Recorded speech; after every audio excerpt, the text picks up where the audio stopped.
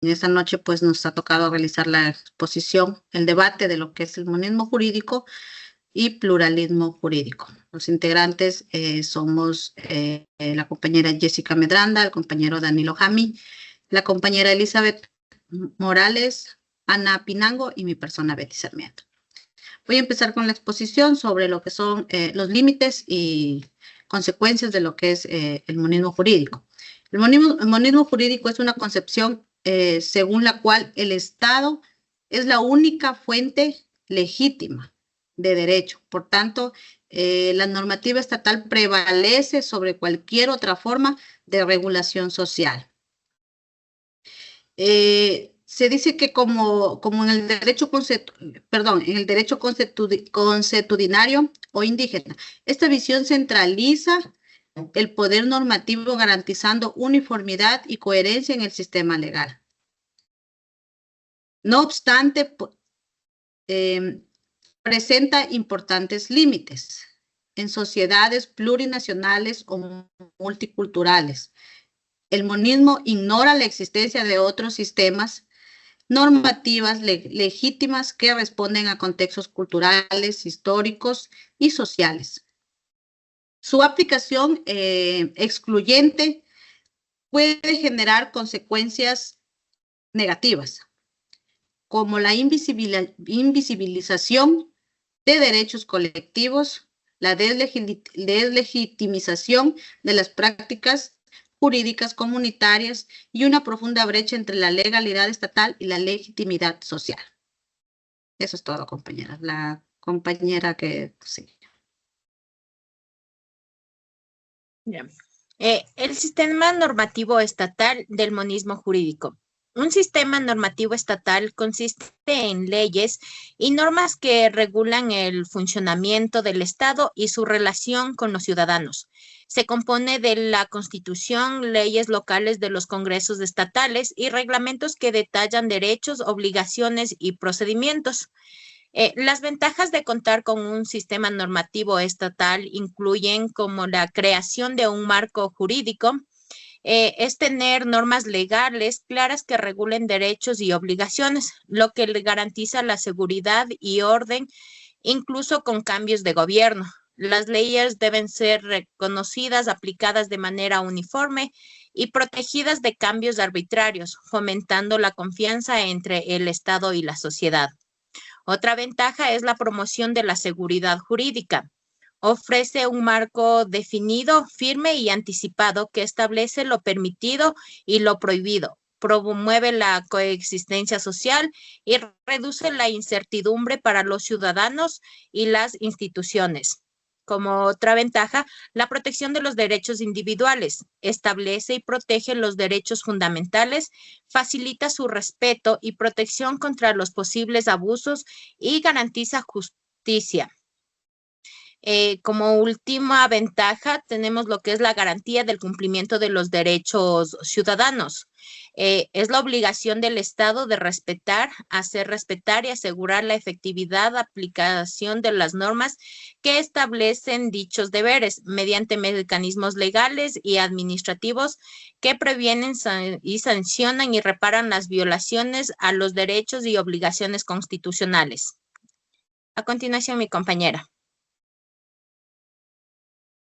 Buenas noches. Bueno, dentro de los ejemplos de monismo jurídico están inmersos los países europeos. Sí, estos países europeos son los que se centran y se tipifican en el sistema del monismo jurídico, como Inglaterra y Canadá.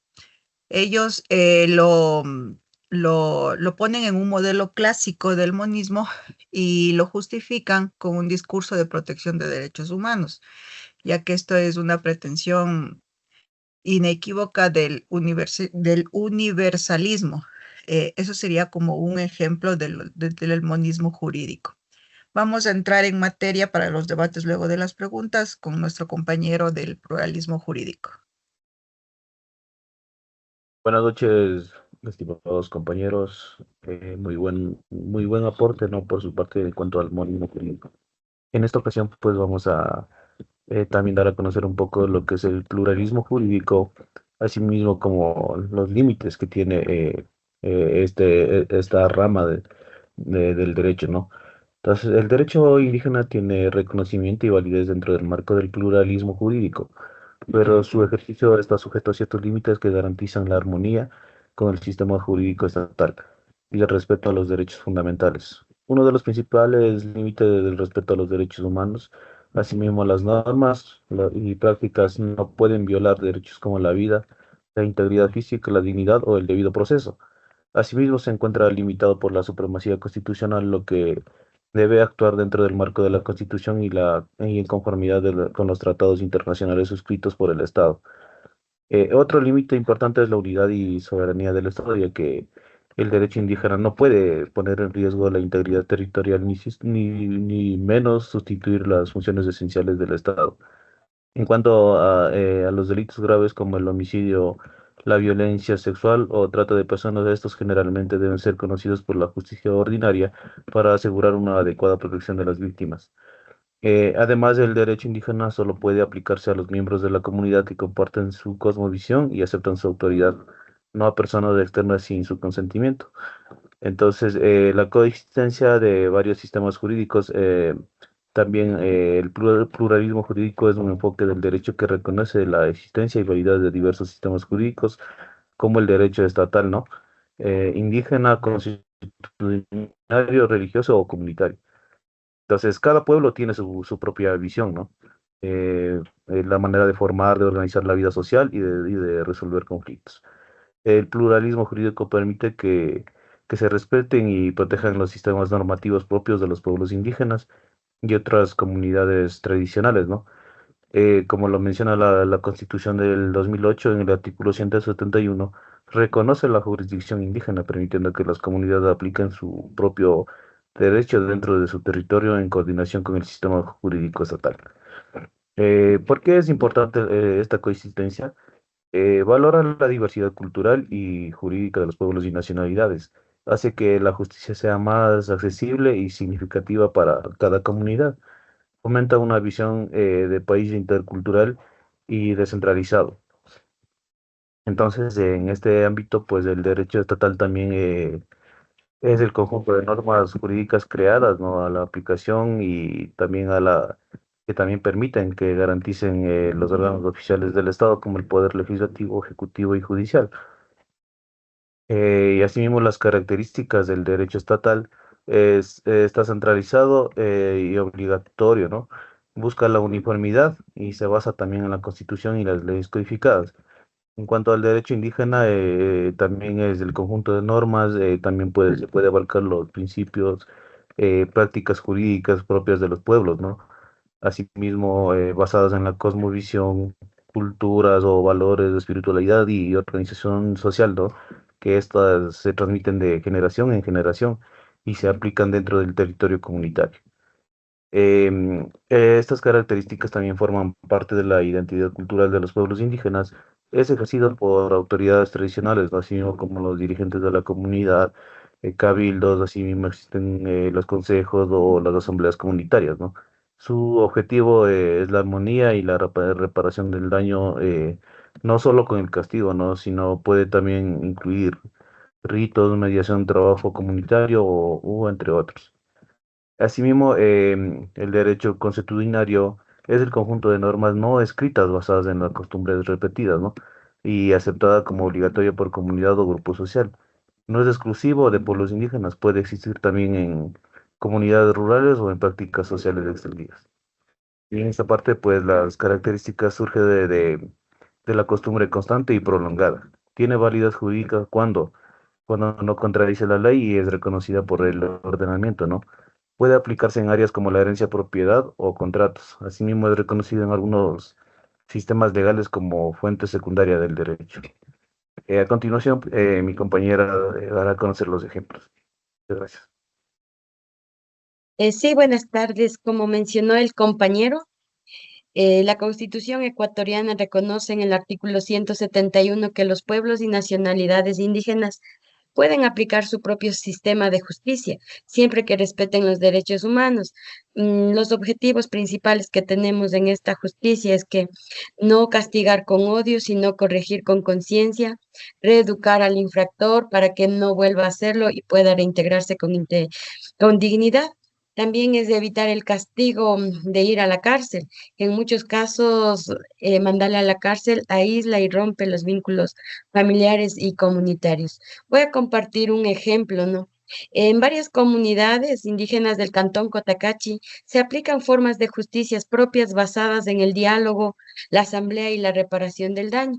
Cuando hay conflictos como robos, peleas familiares o daños a cultivos, no se recurre a la policía, no se recurre a tribunales estatales. En lugar de eso, pues se convoca una asamblea comunitaria, se escucha a las partes involucradas, la comunidad decide la sanción de forma colectiva, priorizando que la persona asuma su error, repare el daño y no repita la falta. Un ejemplo claro sería en una comunidad acá en el Cercado del Cantón Cotacachi. Se dio a conocer un caso de robo de ganado donde 3 personas intentaron llevarse ovejas de una familia de la comunidad. La gente pues no llamó a la policía, sino que organizó una ronda comunitaria y logró detener a los implicados. Lo importante en esto es que no se resolvió con cárcel, como lo haría la justicia estatal. Se llamó a una asamblea comunal, los implicados aceptaron el hecho y se les impuso una sanción desde la justicia indígena. Entonces tuvieron que devolver a los animales, pedir disculpas públicas y participar en mingas como forma de reeducación. Este es un claro ejemplo que podemos ver de pluralismo jurídico, porque nuestra comunidad aplica su propia forma de justicia basada en el respeto, la reparación del daño y la convivencia sin necesidad de acudir a un tribunal estatal. Además, esto, como se mencionó al principio, está protegido o amparado, se puede decir, en el artículo 171 de la Constitución del Ecuador. Y como mi compañero mencionó, sí hay algunos temas que no pueden resolver por el... Acá en Cotacachi, unos ejemplos sería que no pueden resolver el tema de violación o de femicidios o de muertes, se puede decir. Eso sería de mi parte. Gracias. Listo. Entonces, en base a lo que ustedes expusieron, una pregunta sería, a criterio propio de ustedes, los compañeros que expusieron el pluralismo, ¿qué sistema normativo favorece o derivaría en consecuencias positivas el pluralismo jurídico? Bueno, voy a proceder a responder a su inquietud, estimada compañera. La manera más ágil que yo lo he visto es en el sentido del derecho indígena, ¿no? O sea, mi explicación breve sería que eh, a ver, digamos, en el monismo jurídico se podría tardar años en un juicio, digamos, ¿no? En cambio, el pluralismo jurídico puede resolver, yo que sé, en un día, 2 días o una semana, digamos, cualquier tipo de conflictos que se den dentro de la comunidad o donde se haya suscitado el hecho, ¿no? Entonces, yo le veo es una vía, una alternativa más accesible, ¿no? Más rápida, se podría decir. Sí, muy interesante su propuesta y su debate. Y otra pregunta sería, por ejemplo, ¿creen ustedes que debería coexistir varios sistemas normativos para resaltar el derecho colectivo? ¿Y cuáles serían estos sistemas normativos que se podrían usar dentro del pluralismo jurídico?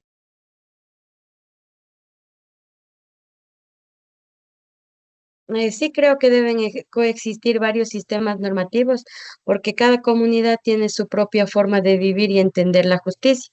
Para que el derecho colectivo se respete, es importante reconocer esos sistemas. Por ejemplo, el sistema estatal, los jueces, leyes, el sistema indígena, en cambio, son las asambleas de acuerdos comunitarios y el derecho consuetudinario, las costumbres que se siguen desde hace mucho tiempo, ¿no? Todos pueden trabajar juntos si se respetan los derechos humanos. Muy de acuerdo. Bueno, en esta apertura, pues, Asimismo, la contrarréplica, ¿no? Eh, bueno, para empezar, yo haría la siguiente pregunta, ¿no? ¿Cómo responde el monismo jurídico a la existencia de comunidades que no se identifican con el sistema legal estatal, ¿no? Y que tienen sus propias normas tradicionales y legítimas? Ya, esa podría contestarla yo. Bueno, dentro de esta pregunta, debemos tomar en cuenta que el Estado debe garantizar una sola ley o normativa, ¿sí? O un solo sistema jurídico para todos los ciudadanos, con el único fin de evitar arbitrariedades, desigualdades o caos normativos. Si bien se reconoce la diversidad cultural, esta debe respetar el marco legal común que asegura los derechos fundamentales. Como usted lo dijo, el del único derecho fundamental sería el de los derechos humanos, desde mi perspectiva. Listo. También la otra pregunta, ¿no es contradictorio hablar de igualdad ante la ley si se impone un solo sistema jurídico que reconoce la diversidad cultural y jurídica del país? Bueno, en esta pregunta voy a responder yo, ¿no? Bueno, aquí sí es un poquito contradictorio porque debería haber una igualdad ante la ley que implique que todos sean juzgados con los mismos parámetros. Permitir sistemas paralelos podría generar discriminación inversa y privilegios indebidos. La cultura se debe respetar, pero la justicia debe ser uniforme. O sea, también debemos respetar, digamos, las leyes de las comunidades, pero deberíamos aplicarlas para todos. Eh, Listo, muchas gracias por su intervención, estimada compañera. Gracias, compañeros. Yo creo que aquí estaríamos con el tiempo. Entonces voy a dejar de grabar. Estimada compañera, antes de que concluyamos, para hacer una pequeña conclusión en cuanto al pluralismo jurídico, perdón, también decir que, o sea, el pluralismo jurídico no es una amenaza para la unidad del Estado, no, sino es una respuesta necesaria y legítima a la diversidad cultural, histórica, jurídica de nuestra sociedad. También se podría reconocer la coexistencia del derecho estatal con el sistema indígena, ¿no? Y consuetudinario, ya que ésta fortalece la democracia y promueve la equidad y amplía el acceso a la justicia. Eso nada más como conclusión de mi parte en cuanto al pluralismo jurídico. Sí, de mi parte yo concluiría que, bueno, Ecuador estaríamos dentro del, por ser un Estado soberano, unitario, intercultural y plurinacional, estaríamos dentro del pluralismo jurídico, ¿no? Listo, muchas gracias. Eso ha sido por nuestra parte en cuanto al pluralismo jurídico. Muchísimas gracias, estimados compañeros. Una excelente noche.